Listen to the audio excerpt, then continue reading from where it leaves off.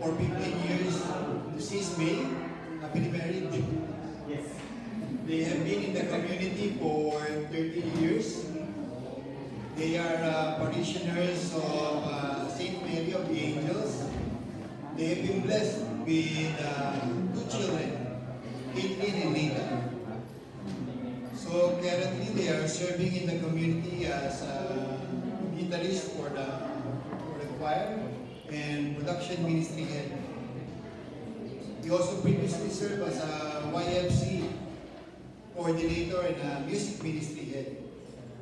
So our brother would like to be introduced as someone who sees service as an adventure with God. So brothers and sisters, without any further ado, let's all welcome Brother Randy Valencia.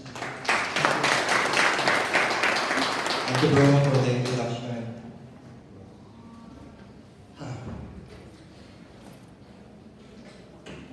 Good afternoon, brothers and sisters. So, our talk for this afternoon is about Christian family. All of us are married here, are we? Let's see. Who are the people who have been married for like less than 5 years? Please raise your hands. Honeymoon stage. Congratulations. Less than 5 years. How about 6 to 10? Make sure you know your. Are you sure? Some are going to be a big fight later. Still counting. Okay, let's up the challenge. So, who here have been married for 11 to 15 years? 11 to 15. Same as us? Yeah, 15 years. Sure? Mental math. Okay. How about 16 to 20? Whoa, idol! And 20 and above. Yay! Wow, a lot of fun. Praise God for you, brothers and sisters.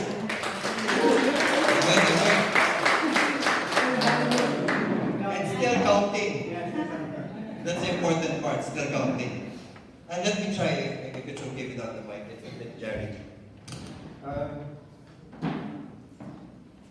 So our talk for today, is it okay? It's about the Christian family. And we've all been part of families, right? And and some of us now have their own families to take care of. And it's interesting that if you read today's gospel, has everyone attended Mass today already? Who hasn't attended and will attend later? That's us too. We haven't attended. So those who have attended, you know the gospel for today, unless my gospel reading is not correct. It says, we're talking about the Christian family, right? And the Lord gave us this verse for today's Mass. And it says, if anyone comes to me without hating his father and mother, wife and children, brothers and sisters, and even his own life, he cannot be my disciple. So, very apt. You're talking about family, and then the Lord says, hate your family. It's a very, but we all know that the Lord is not talking about really hating your family here, but preferring the Lord, over every other thing. Right? It's not about, okay, the Lord said, I can hate my family, I can hate my wife, that's my go signal now, my blank check. But no, the Lord says to prefer Him. So that's what the gospel is about. And, as Brother Joey said earlier about loving God, right, and loving neighbor, it's our greatest ideal. And to love God, but to say that you don't love your neighbor is a lie, as what he has said, And that's what the Lord is telling us in today's gospel. If we prefer Him, we will be able to take care of our families. we'll be able to take care of our neighbors as well. When we all started, just talking about me and May as okay, let me just introduce myself first. This is me and my family. So Maya is here, my wife, of 15 years and counting. Our daughter Caitlin and our son Nathan. So Caitlin is 14 and my son is 13. They're part of the community as well, of Couples for Christ. So they're in the Youth for Christ ministry. So the Youth for Christ is for those age 13 to 18. Some stay on longer until they're 20 plus. They like it so much there. But I remember when I was still courting my wife, the ideas in my head, it's about living happily ever after, all the romantic ideas that relationships tend to go this way. And of course, it helped that my parents stayed together. And they were very loving, and so I had that idea in my head. And then reality starts to kick in after because we met in university in when? Correct.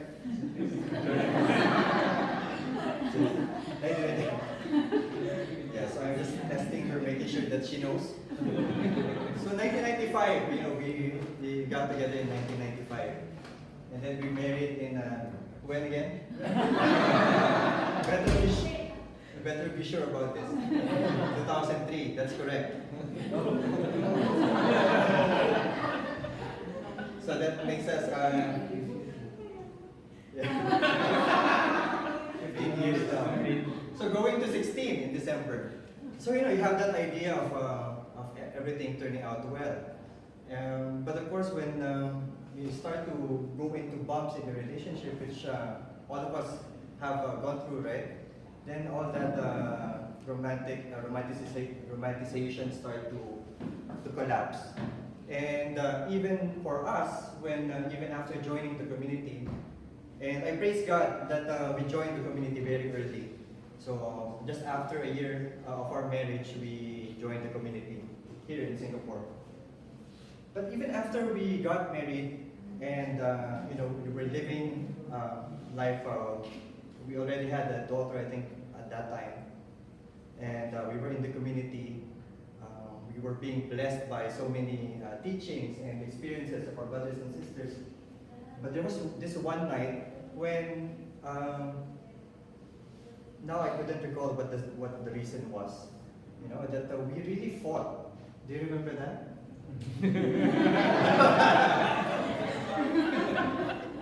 So it's very an interactive talk. So I'll be asking you as well later, so don't worry, you'll get your turn. But we were fighting, and I had this thought that, oh no, I cannot live with her anymore. That this thing is not working. And I was, to myself, I was thinking, I don't really care about community, I don't really care about, I just want out. And then, when I cooled down, I was really struck that with such a simple thing, with such a simple misunderstanding, and even being part of the community, something so simple can cause our marriage to break. Something so simple that you don't really think about, and I can't even remember what you were fighting for. Can really turn something beautiful into a disaster. And in myself, I prayed to God, and after that, to continue to strengthen our relationship, our marriage. And of course, even after being in the community, we still had fights. But I noticed that as we grew closer and closer to the Lord, that became less. But we still had fights. But we knew or we know where our purpose is, what our purpose is, and what our goal is for our family. And that is to bring everyone to the Lord. And that is to make sure that all of us, at the end of our lives, when we are face to face with the Lord, to be able to tell Him that, Lord, we have not lost anyone whom you have given us.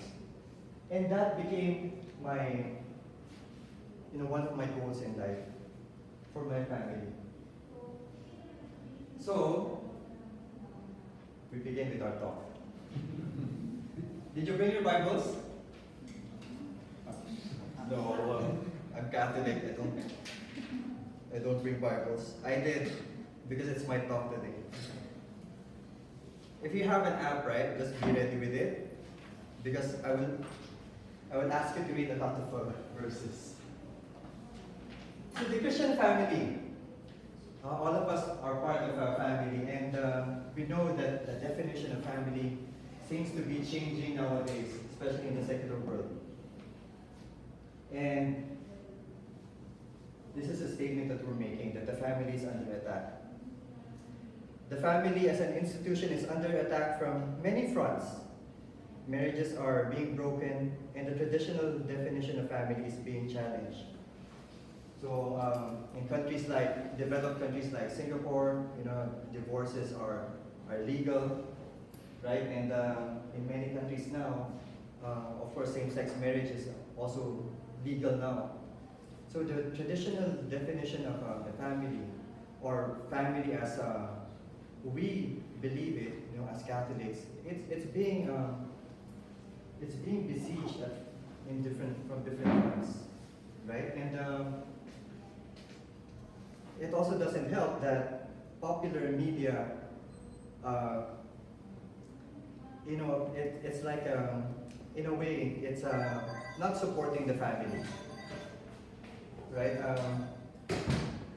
Like for example, when you're having disagreement with your, or when you're not happy with your marriage, right? If it's broken, just throw it away. If it's broken, it's very easy to replace it nowadays. Things get broken, you throw it away. Same with relationships. Same with marriage. If it's broken, just throw it away. And that seems to be something that's very prevalent, pervasive in society nowadays. And it's about, and sometimes we're being encouraged to think about ourselves, right? I'm not going to live, I'm 40 plus now, maybe I have 20 or so more years to live, God willing.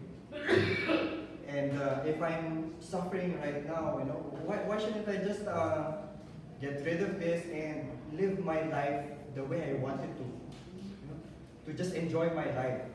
Why go through the pain of trying to fix something that is broken? So these kinds of images, these kinds of thoughts, these kinds of thinking, it is what is being fed to us, in movies, in television, for example, television shows, popular media, right? It's about that, about thinking about yourself, right? And it's attacking the family as we know it, as an institution.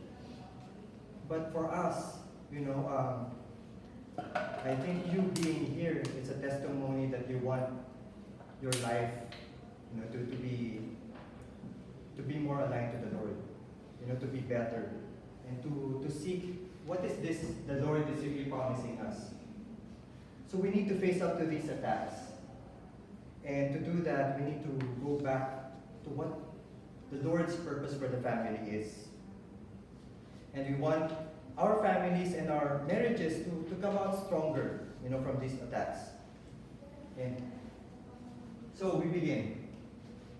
Actually, we already began. So what is God's purpose for marriage? What is God's plan for the family? So we will go through this.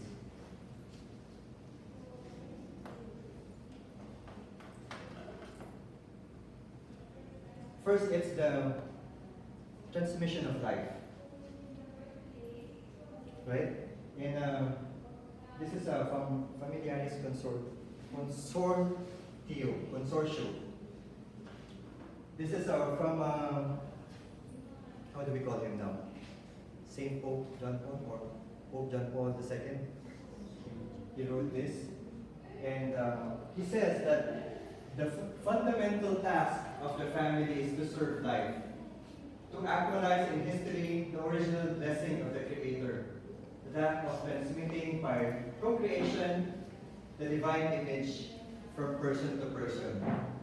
To transmit, it's kind of deep, right? But when you're thinking about it, when I was reading about it, what we are doing when we bring forth life into the world is to transmit the image of the Creator. And that's a great blessing from the Lord to us. And part of God's purpose, He created man and female, with their physiology so formed as to enable man to increase and multiply and fill the earth.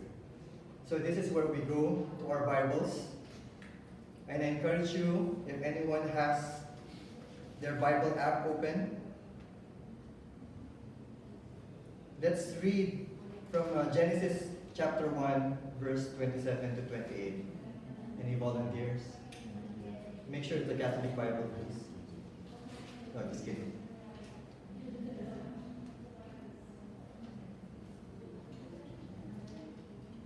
We cannot read together because sometimes we have different translations. Anyone?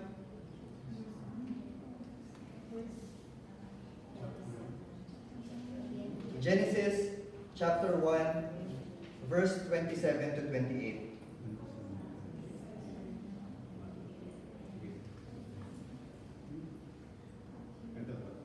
God Okay. created man in the image of himself. In the image of God, He created him. Male and female, He created them. God blessed them, saying to them, "Be fruitful, multiply, fill the earth and subdue. Be masters of the fish of the sea, the birds of heaven, and all the living creatures that move on earth."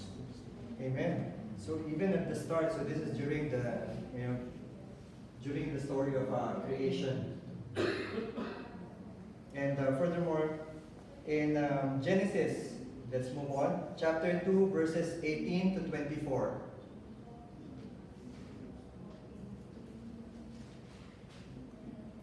This is quite long. Do you have it? Sister? The Lord God also said, "It is not good for the man to be alone. Let us make a helper for him, similar to himself." Therefore the Lord God, having formed from the soil all the animals of the earth and all the flying creatures of the air, brought them to Adam in order to see what he would call them. For whatever Adam would call any living creature, that would be its name. And Adam called each of the living things by their names, all the flying creatures of the air and all the wild beasts of the land. Yet truly, for Adam there was not found a helper similar to himself. And so the Lord God sent a deep sleep upon Adam, and when he was fast asleep, he took one of his ribs, and he completed it with flesh for it. And the Lord God built up the rib which he took from Adam into a woman, and he led her to Adam. And Adam said, "Now this is bone from my bones, and flesh from my flesh. This one shall be called woman, because she was taken from man. And for this reason a man shall leave behind his father and mother, and he shall cling to his wife, and the two shall be as one flesh." And the two shall be as one flesh. So that has been the plan of the Lord from the start. And we all know these verses. We might have used them in our wedding, as well. And furthermore, the Lord planned for us not to be independent individuals producing babies, but husband and wife, raising a family. So this is the original plan of the Lord. What is the other purpose of the Lord? And it is for teaching and training of leaders. So this is God's plan for the family. This is from the Second Vatican Council. It says, since parents have conferred life on their children, they have a most solemn obligation to educate their offspring. Hence, parents must be acknowledged as the first and foremost educators of their children. Their role as educators is so decisive that scarcely anything can compensate for their failure in it. But are we all of Filipino origin here? You are sorry, you're Singaporean. But most Asian families, right? We are born into these families where it's very important to transmit the lessons, right? Our parents teach us all the values that we need for life, right? So the Lord intended for our families to be a place for us to learn, to learn how to learn about ourselves, to learn about life, to have those life lessons be transmitted to us. And from the Catechism of the Catholic Church, it says, can we read? Parents have the first responsibility for the education of their children. They bear witness to this responsibility first by creating a home where tenderness, forgiveness, respect, fidelity, and disinterested service are the rule. So this is what the church wants us to have in our homes, to what our home should be. A home of forgiveness, a home of respect.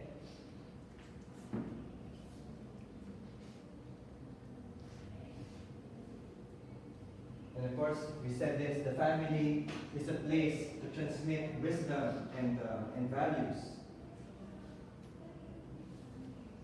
And a leader receives basic training in his own home. We had this talk. We invited one priest to do a talk for us, Father James Kroger. Father James Kroger is an American Maryknoll missionary. And he was teaching us about mission. And this father has been in the Philippines for a long time, I think in Cebu. So he speaks Cebuano, I would say, is it perfectly? Okay, passively. Yeah, he can speak it well.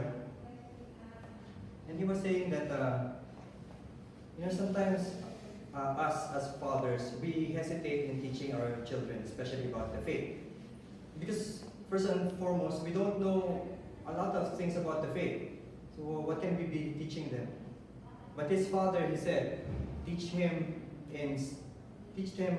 taught him about the faith in a manner that words cannot do, through his actions. And he said that every Sunday, his father made sure that they go to church by hook or by crook. They will go to church as a family. And he told us, Father James told us that, if you ask him about the faith, he will not tell you. He cannot answer anything. But just by that witnessing of bringing their family to church, always on a Sunday, making sure that they are there, it was a very big lesson for them as well. That helped him to become the priest who he is now. So without even knowing a bit of theology, he was able to bring up a priest just by his action of bringing the family to church. Right, brothers and sisters? So this is something that we shouldn't shy about. As parents, our role is not to be friends to our children, to be like buddies to them, even though they're already doing things that are wrong, right? But it is for us to live our, to be parents to them, to be fathers, to be mothers, because no one will be that to them. It's only us. It's our responsibility. It's our God-given role. And so, we come to this domestic church. This is from one of the dogmas of the dogmatic constitution on the church. It says the family is the domestic church.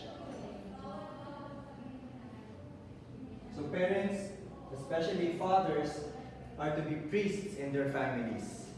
So are you ready to be priests? Fathers, brothers? Are you? Boss? Brother, to be priests in the family, what does that mean? So scary. Are we going to offer the Eucharist? Or more scary still, are we going to lead the prayer? That has been and always been the role of mothers, especially for Filipino families. And I'm not sure about Singaporean families, but in my family, my mom is the one who's always in church, serving. And my father just, he goes along. And whenever we have a prayer at home, it will be my mother leading the prayer. So, anyone share the same family mechanics as me? Yeah, okay, but you're too shy to raise your hands. So where are the fathers? Where are the fathers?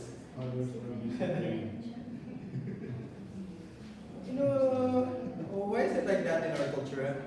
It's not so. I'm not sure. Yeah, even I, before joining the community, I wouldn't dream of doing that. But the Catholic Church is telling us that our family unit, we are the domestic church. And what do priests do, really?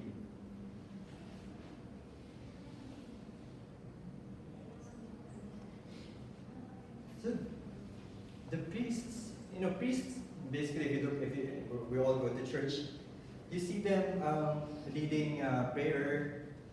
Let's not be too theological about it or too deep about it. What do? We see them, other than dressing up, we see them offering our prayers to the Lord. We see them leading prayer, yes. We see them reading the gospel. We see them telling us what it means for them, what the gospel means for them. We see them offering up our prayers as one to the Lord. So in essence, for me, the priest is like a bridge. He offers our prayers to the Lord. And that is what we are in our family. So this is what the gospel is transmitted and radiates in the family. We might not be well versed in theology or really knowledgeable about things, about religious stuff, right? But it's just by how we live our life. That's how we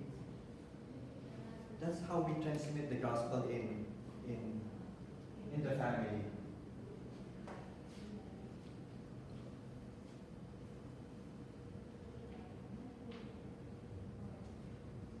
Okay, but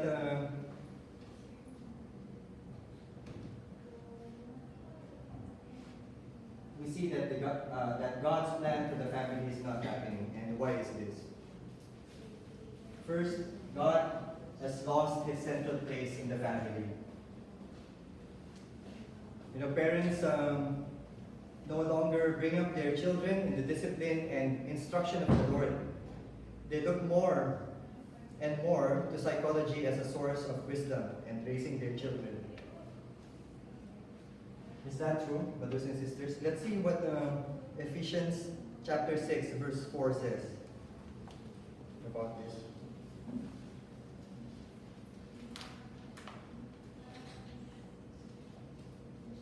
Okay, I will do some work here and I will read.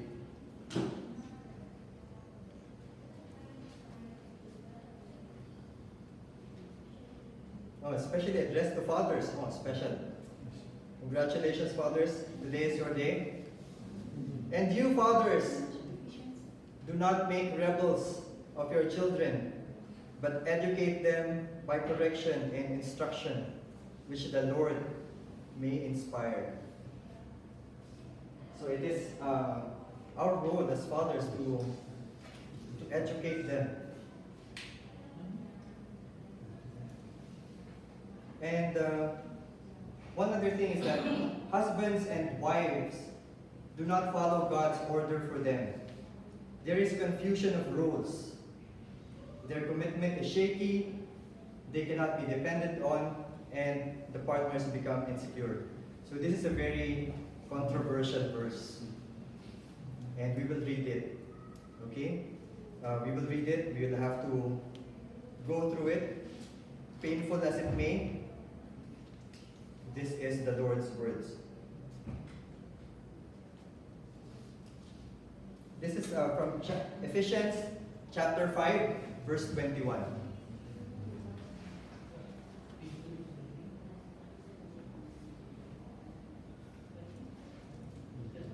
I want the brothers to read the first part.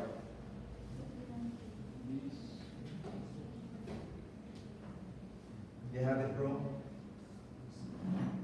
Ephesians chapter 5. You have it?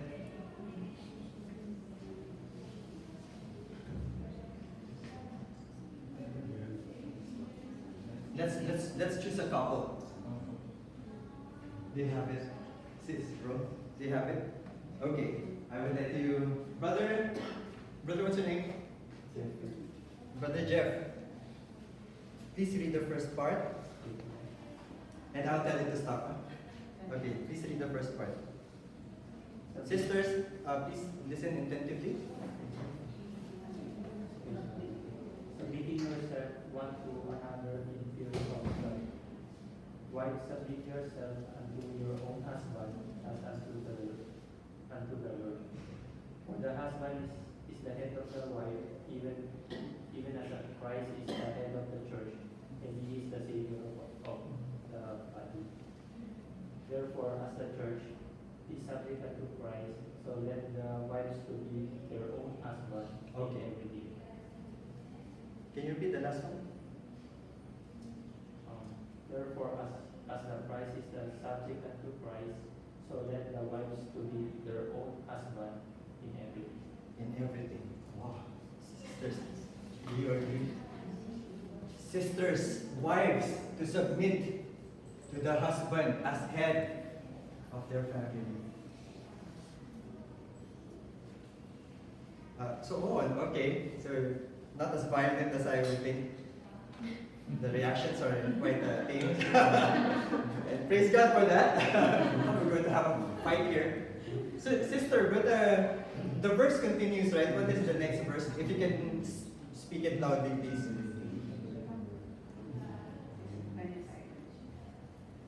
Husbands, love your wives, even as Christ also loved the church and gave himself for it, that he might sanctify and cleanse again the washing by water for the word, that he might present it to himself a glorious church, not having a spot or wrinkle or any such thing, but that it should be holy and without blemish. So ought men to love their wives as their own bodies, that he loved his wife loved himself. Okay, sis, yeah. We can stop there already. we get the picture. So it says, so wives submit to the husband. That's what St. Paul said in this letter to the Ephesians, right? But as for you, husbands, love your wives as Christ loved the church. Yes, we can, sisters can give the headship to the brothers, but the brothers must love their wives and their families as Christ loved the church. And how did Jesus love the church? To the death. So, brothers, if we want our sisters, to accept our headship, we must love them as Christ loved the church, giving our all, even unto death. And we can do that, right, brothers? Yes. Louder. Louder, please. We can do that, right, brothers? We can love our wives as Christ loved the church. Yes. Amen, brothers. It's coming out from it's coming from inside, right? Not just from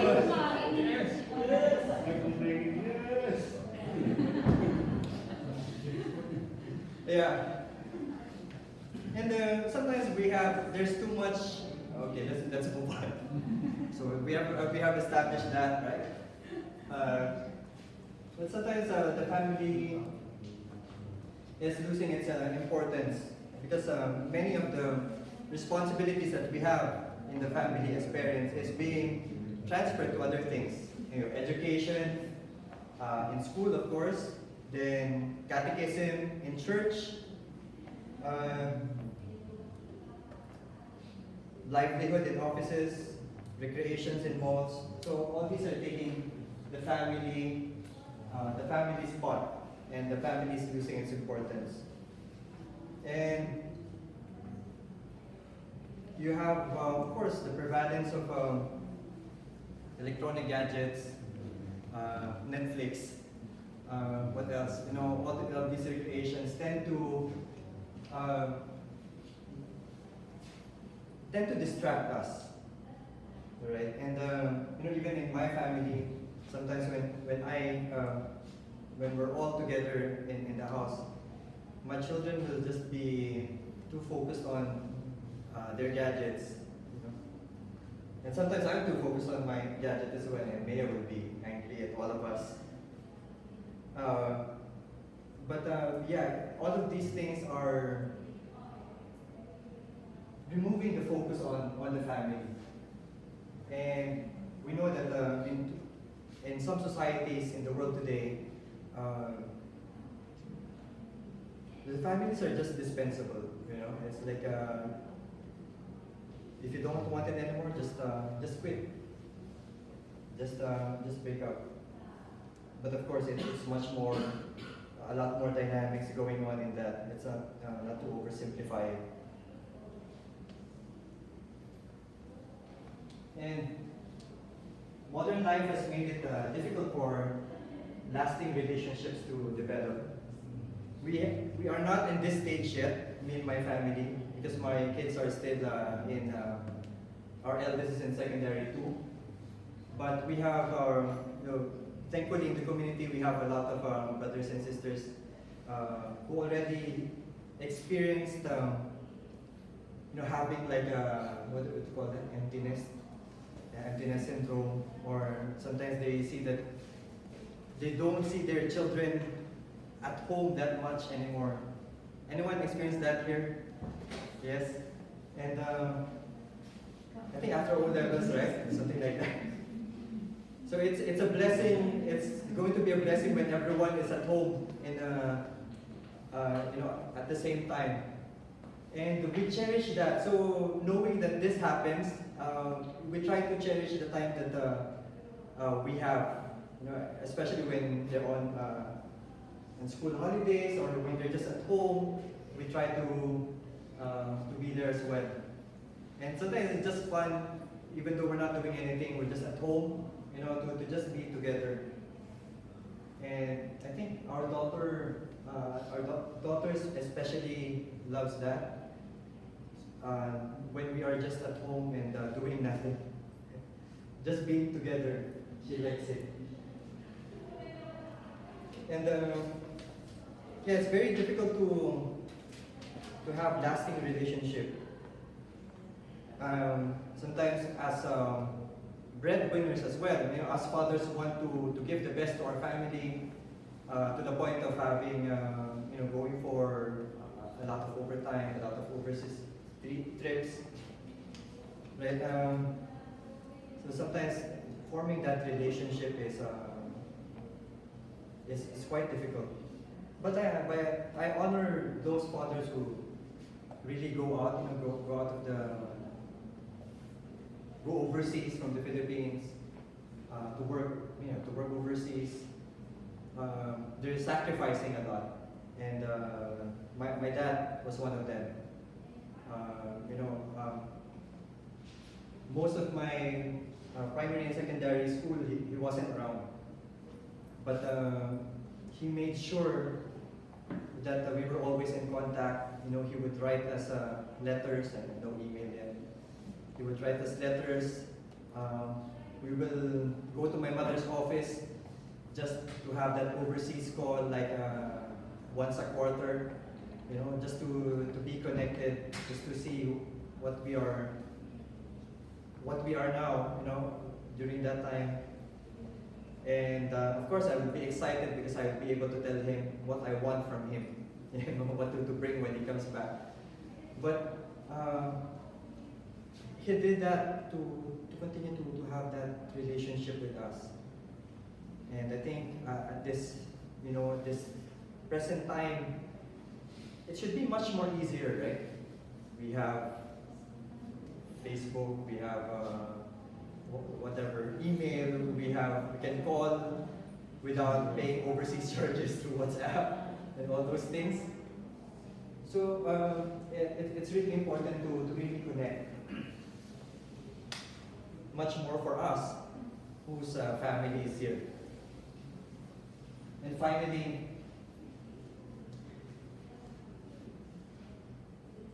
the family is under attack by evil forces. And I think, we have been taught in church that the way for the devil to really win is to break families up. And so we have to be mindful of that. And I was very mindful of that when May and I were fighting. So what I was telling earlier. And it came to me that, as we grow closer to the Lord, the devil will use all his tactics to distract us from what is important and to break something that is really good. And when I realized that really sobered me up. And we have a lot of anti-life forces in the world today. The culture of death and abortion. So we need to really cultivate in our family that importance of life. So a lot of these things are hindering what the family is about. So what can we do? Make a decision. Earlier we already made a decision, right? That sisters submit to the husbands. Did we make a decision earlier? Already? Yes? Yes. But did we make a decision? This is a different decision. Things that we're doing in life, we have to make a stand. And today, we have to make a decision. This decision is that our family is for the Lord. That, we make a decision that we will stand for what the Lord wants our families to be. That we will offer Him our family. So, I will not force you to make a decision. And I will not even ask you what your decision is, because it's your decision. It's your personal choice. Worshipping the Lord is a personal choice. Pray as a family. Right? you know, the format that Brother Joey was showing us earlier, having that prayer, singing songs, is something that we can do in a family setting as well. And it's something that you can do so that you will know more about your children, what they're going for, what they're going through. You ask them to pray for things that they are thankful for. Ask them to pray for things that they would like to pray for.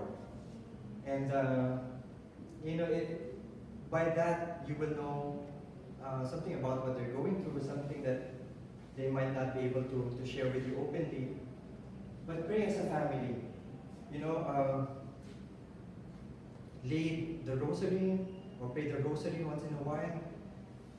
Okay, have a regular family prayer. Are you recording this? Is it for your husband? Okay. Because he is not around. Yes. So just be there and pray with them. What else? Pray for them. If you know what they're going through, it would be good if you're praying, if they know that you are praying for them.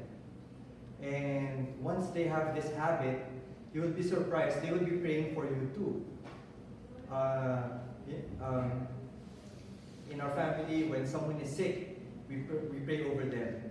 You know, we lay our hands over them and pray over them. And that's something beautiful because when we are sick as well, we see them praying for us. And it's beautiful when families pray for each other. Okay, and you might want to record this as well. Fathers, again, it's about a lot of emphasis on you today. It's not about you, but a lot of emphasis on fathers. Assume full responsibility for the spiritual and material needs of the family as priests of the family. Right? We have that role to bring them up in the Catholic faith, to bring them to church at least, right? And it's not just about providing for them, providing for their material needs. You know, the moment we give them what they want, it's our role is done. So we also need to give them, nourish them spiritually. So simple ways that we can do is to learn more about the Lord, you know, and just to make sure that when we are giving them advice, that we also think about what the Lord wants. Okay, and let me just move on because we still have.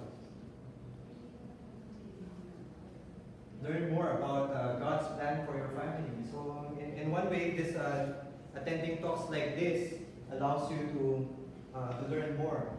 But in the community of Couples for Christ, you know, for members, we have talks that deal about family life and being around families as well, especially for young families. It allows us to learn from the experiences of others. So for example, we have retreats like marriage enrichment retreats. So it aims to really strengthen the relationships of married couples. And seek other couples, you know, who share the same passion as you to build up your family for the Lord, to build up your relationship. So as I told you earlier, we've learned a lot from this community, and it's because of the openness of our brothers and sisters to share their challenges and how they overcome it. So at this point, I'll be calling on my wife to share a little bit of about our family, and hopefully something good. Good afternoon, brothers and sisters. Can everyone hear me? Yes. My voice is kind of soft. I can still vividly remember the sharing done by one sister during Talk 7 on the Christian family. When Randy and I were still new in CFC. Our kids were still toddlers then, and I remember thinking that I wish our family could also practice the things that the sister shared during that CLP. Each family will have different ways of practicing the faith. In the domestic church, which Randy mentioned, which is our respective family units. And this afternoon, like Randy was saying, I am just going to share how we do it in our family. So Randy and I moved to Singapore just after we got married. And we had our daughter in 2005, and then a year after that, our son. Being away from our parents, both sets of parents, they're all in the Philippines, and in need of a guiding hand when it came to parenting, I felt the prompting to seek the company of other Christian families who I thought would be able to help us in that aspect. So when a former colleague of mine and a sister in CFC invited us to the CLP, Randy and I were looking forward to it. We became members of CFC soon after our first child was born. So as we got to know other couples who had children our age, or children even older than ours, and through the years we would learn from their sharing and in the practical aspects of parenting, as well as in bringing up children in the faith, especially in today's distracting and rather confusing secular world. So, as Randy was saying, it's important for our family to pray together. Ever since the children were toddlers, Randy and I would have our family prayer with the kids. Our son and daughter would then just say simple prayers like, "Good night, God," "I love you, God," "Amen," when they were very young. When they grew older, we encouraged them to offer up their individual thanksgiving and petitions as we take turns praying while being led by Randy.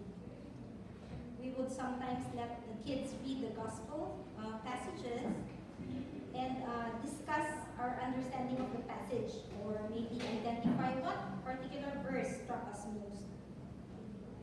The kids particularly appreciate doing the Bible readings, even now that they are teenagers.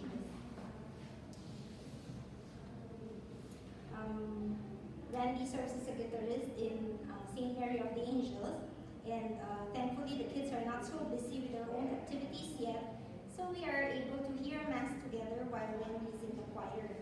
And it's important for us, even when we go overseas on a holiday, we would make sure that we would attend Mass wherever we are. Randy mentioned about praying over each other, so we also try to do that in the family. So as often as possible, in the mornings, Randy and I would pray over the children before they go to school, especially when they are having tests or exams, or even when they don't feel so good, like maybe being anxious because of a classmate who may have been unkind to them, or about being called in class by a teacher. And afterwards, I would feel so happy when the child who had a concern would say that things turned out well. And I would remind them how God best answers our prayers. That is why it's important for us to pray. While Randy and I pray over the children, we would also sometimes ask them to pray over us during the times when we are sick, parents, both of us, or when Randy has a talk. For example, it is a humbling experience to have your children pray over you. It is like having a glimpse of the man or the woman of God that your children are going to grow into. It is also important that we spend quality time with the kids and with each other. So no matter how busy we are, Randy and I try our best to make sure at least one of us get to spend time with the kids. In the evenings, or at least every other evening, both of us or either one of us should be with them. Like sometimes work can be very busy, we have to work overtime or have some other activities, but that's what we try to do. Even though they are already bigger, we would find time to meet up with them, like even just for a meal out after their after school classes, night, our kids would still ask us to tuck them into bed without fail after our family prayer. So these would be the times when we would ask them how they are in school, how it is with their friends, what they learned in catechism, or in Youth for Christ activities. And as a couple, Randy and I try our best to live our marriage in a Christian way more now than when we were very new in the community. We would have regular simple dates together, even meeting up just for coffee after work before we go home. And now, even if we argue, we would try not to get upset at each other for so long and try to apologize immediately. Like, don't end the day being upset with each other. When I asked my son what actions his parents do that tell him that we love each other, he said, I feed his daddy and his daddy makes me laugh. So we hope that with the caring actions and loving words that Randy and I shower each other and the service to God through our family, the parish and CFC, we would be role models for our children to follow for when we have their own families. So Randy mentioned something about marriage and treatment, the enrichment retreat in CFC, and we are also looking forward to attending a family enrichment retreat now that the kids are in Youth for Christ, maybe a few years from now. We would try to inject our belief, our faith, to the children in daily occurrences when discussing about current events like abortion, same-sex marriage. While talking about what happened to us on our way to work or what happened to them in school, we try to tell them and assure them that they can ask us about anything at all, especially now that they are adolescents. And they are still learning about the world, even about different religions or different beliefs of other people. So in all this, Randy and I remind them that our goal in this life is to help each other to try to be the best version of ourselves and hope that we can all be in heaven together. For all of this, may God be praised.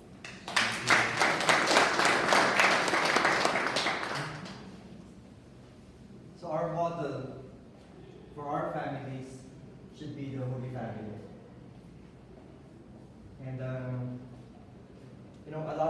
we don't know a lot of things about Jesus' life, when he was with his family, but we know that he was a carpenter as his father was. His earthly father was Joseph, right? And we know that Mother Mary was correcting him as well when he was lost and when he was missing, and they found him in the temple. You can just imagine Mother Mary very concerned about where he was and upset, and then asking him, we're so worried about you. He has been missing for a few days. And I wonder if Mother Mary spanked him as well when he was a kid to correct him. But our model is the Holy Family. It's a perfect family. We don't know a lot about them, but we know a little bit from Scripture. So families don't need to be perfect, but we need to live for those perfect moments in our families. We can have everything perfect in the family, but there will be perfect moments. Perfect moments when we're all together, just laughing at each other's jokes or what. We live for those perfect moments. And I hope with this talk you realize you also reflect on your own families and how you have been blessed tremendously with your own families. Because truly, family is a gift from the Lord.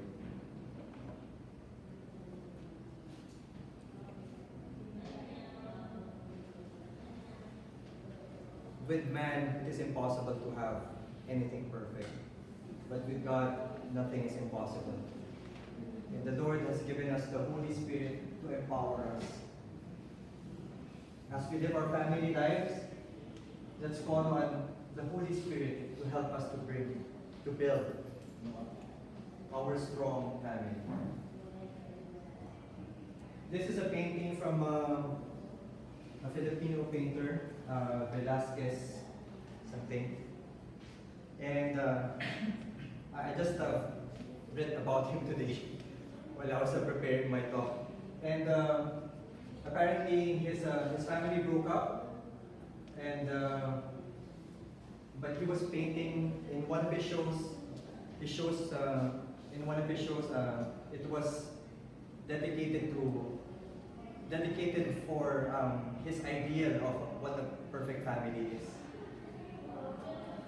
And he was looking at what he has lost in his own family.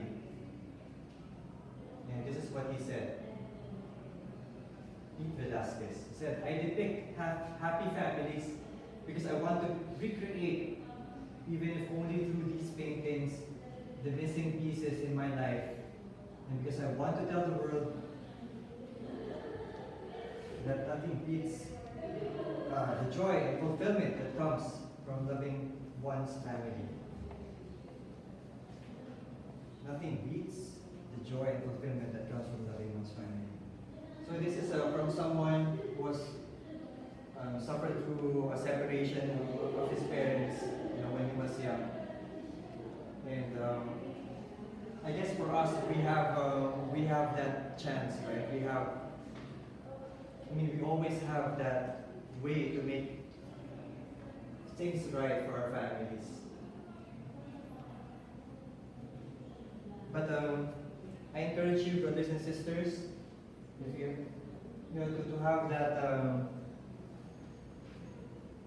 to have that relationship with the Lord, and to offer your families to the Lord. And with the rest of our brothers and sisters here in the community, we pray that you too will say this with us, as Joshua did when they were being asked whether to follow their old gods or to follow the Lord. And when they were asked, they said, "But as for me and my household, we will serve the Lord." And for this, brothers and sisters, may God be praised.